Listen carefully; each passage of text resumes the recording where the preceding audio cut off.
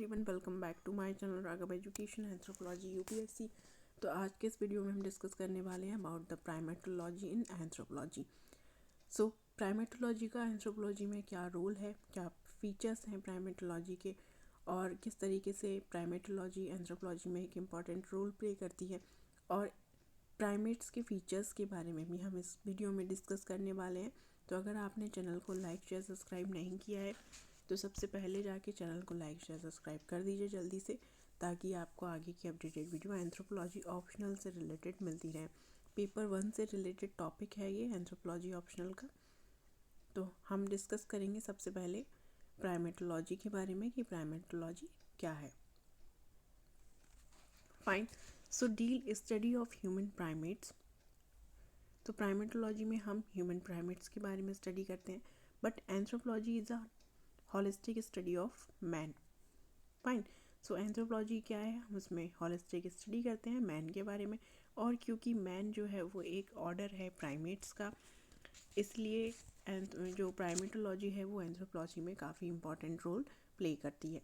To understand biological relationship between living and ancestral primates. तो हम जो एंसेस्ट्रल प्राइमेट्स हैं उनके, या लिविंग बीइंग हैं, ह्यूमंस हैं, उनके बीच में जो बायोलॉजिकल रिलेशनशिप है उसको समझने की कोशिश करते हैं प्राइमेटोलॉजी में। Study of primates behaviour. To understand human behaviour. Study of primates social intelligence, individual decision making and behaviour, all strategies to better understanding of human being. Fine. So एक human being को समझने के लिए हम समझने की कोशिश करते हैं प्राइमेटोलॉजी के थ्रू कि जो प्राइमेट्स हैं वो किस तरीके से डिसीजन मेकिंग करते हैं, क्या उनका बिहेवियर होता है, किस तरीके की स्ट्रेटजीज़ वो फॉलो करते हैं, या फिर उनके सोशल इंटेलिजेंस को हम समझने की कोशिश करते हैं। क्योंकि जो प्राइमेट्स हैं वो काफ़ी हद तक उनके कुछ फीचर्स जो हैं वो मानव से या फिर ह्यूमन बीइंग से काफ़ी हद तक रिलेट करते हैं, इसीलिए हम प्राइमेटोलॉजी में प्राइमेट्स के बारे में भी स्टडी करते हैं। Fine. So the primatology is the study of behavior, biology and taxonomy of non-human primates. Fine. तो इसमें हम क्या करते हैं कि उनके बिहेवियर के बारे में स्टडी करते हैं। प्राइमेटोलॉजी स्टडी करता है about the behaviour of primates, biology, और उनका इवोल्यूशन किस तरीके से धीरे धीरे हुआ, किस तरीके की डेवलपमेंट उनके ऑर्गन्स में हुए, इन सभी के बारे में, या फिर उनकी टैक्सोनॉमी के बारे में हम स्टडी करते हैं प्राइमेटोलॉजी में। फाइन। सो हाँ, यहाँ पे कुछ प्राइमेट्स के एग्जाम्पल के थ्रू इनको समझने की कोशिश करेंगे। तो फर्स्ट एग्जाम्पल अगर हम देखें तो वो है लेमूर्स, लॉरिसेस, गैलागोस एंड ट्रेजर्स, जो कि पॉशमियान्स ग्रुप से आते हैं। Also included are monkey of the new and the old world. Fine. So जो ओल्ड वर्ल्ड और न्यू वर्ल्ड के मंकी हैं वो भी इंक्लूडेड हैं। जैसे अगर हम देखें तो फर्स्ट है जैसे lesser, apes of gibbon, greater apes and human as primates.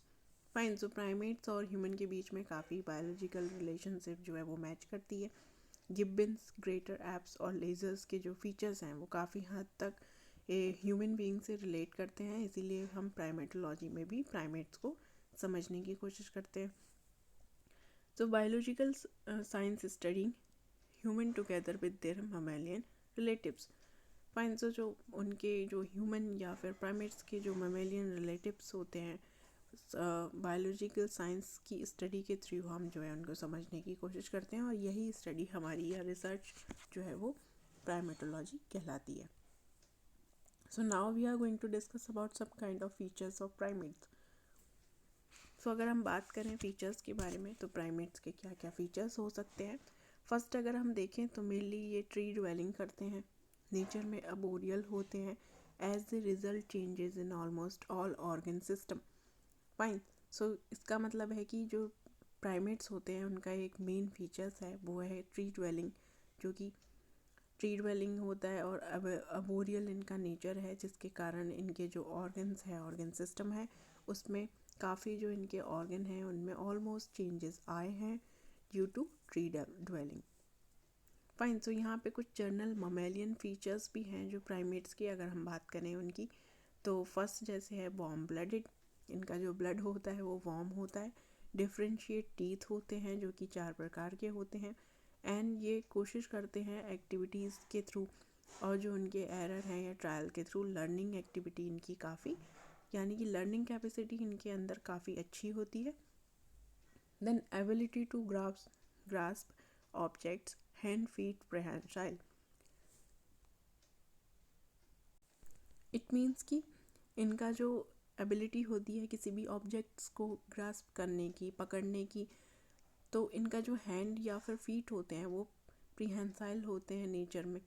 और क्योंकि एक इंडिपेंडेंट मोबिलिटी पाई जाती है इनके हैंड में या फीट में, क्योंकि जो डिजिट्स होती हैं उनका जो थंब होता है वो अपोजिट डायरेक्शन में या पोजीशन पे होता है और लास्ट टॉय इनके हैंड में होता है, इसीलिए, और जो कि डिग्री में काफ़ी हद तक बेरिंग भी करता है, इसी कारण से जो है इंडिपेंडेंट मोबिलिटी जो है वो प्राइमेट्स में पाई जाती है।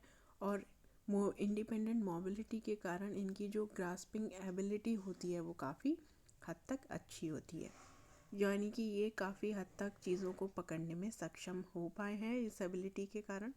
सो grasping habit claws has been replaced by nail in almost primates।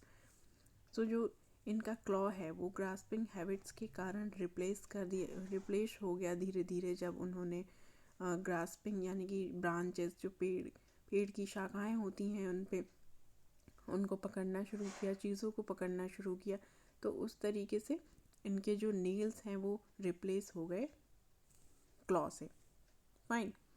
सो अगर हम कुछ अदर फीचर्स की बात करें तो अगर हम बात करें इनकी डाइट की कि किस तरीके की डाइट्स होती है प्राइमेट्स की, तो प्राइमेट्स जो है वो मोस्टली नेचर में हर्बीवोरस डाइट होती है इनकी। इनका जो नेचर होता है डाइट का वो हर्बीवोरस होता है, यानी कि ये पेड़ की पत्तियाँ, शाखाएं या फिर फ्रूट्स, जो जंगल में पेड़ होते हैं उन पे जो फ्रूट्स मिलते हैं ये उनको खाते हैं। सो जो पेड़ पौधे होते हैं जंगल में उन्हीं से ये अपना भोजन प्राप्त करते हैं। So use of forelimb for exploration of food gathering, यानी कि इनका जो चाहे वो फूड एक्सप्लोरेशन हो या फिर फूड गैदरिंग हो, इनकी जो एक्टिविटीज़ होती हैं उसमें ये 4 लिम्स का इस्तेमाल करते हैं। Reduce use of smaller snouts and muzzles, तो जो धीरे धीरे इनका जो due to small size of snouts and muzzles इनका जो स्मेल टेस्ट है वो काफ़ी हद तक रिड्यूस हो गया है। देन ग्रेट विजुअल एक्विटी, इनके अंदर काफ़ी जो विजुअल पावर यानी कि विजुअल कैपेसिटी इनकी काफ़ी ठीक होती है। ये कलर को डिफ्रेंशिएट करने में सक्षम होते हैं और कलर को पहचान भी सकते हैं। Eyes become larger and orbit had because shifted later position to front.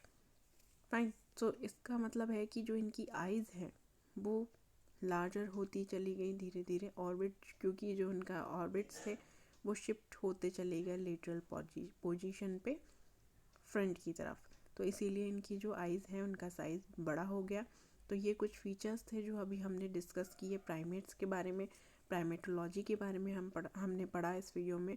और प्राइमेटोलॉजी का क्या एक इम्पॉर्टेंट रोल है एंथ्रोपोलॉजी में, क्यों हम स्टडी करते हैं, क्या एक रोल प्ले करती है प्राइमेटोलॉजी एंथ्रोपोलॉजी में, इस सब के बारे में हमने इस वीडियो में डिस्कस किया। तो आज की इस वीडियो में इतना ही। नेक्स्ट वीडियो में हम नेक्स्ट टॉपिक के साथ मिलेंगे एंथ्रोपोलॉजी ऑप्शनल से रिलेटेड। तो आपने अभी तक अगर चैनल को लाइक शेयर सब्सक्राइब नहीं किया है तो जल्दी से जाके कर दीजिए, ताकि अपडेटेड वीडियो जल्दी से आपको मिलती रहे।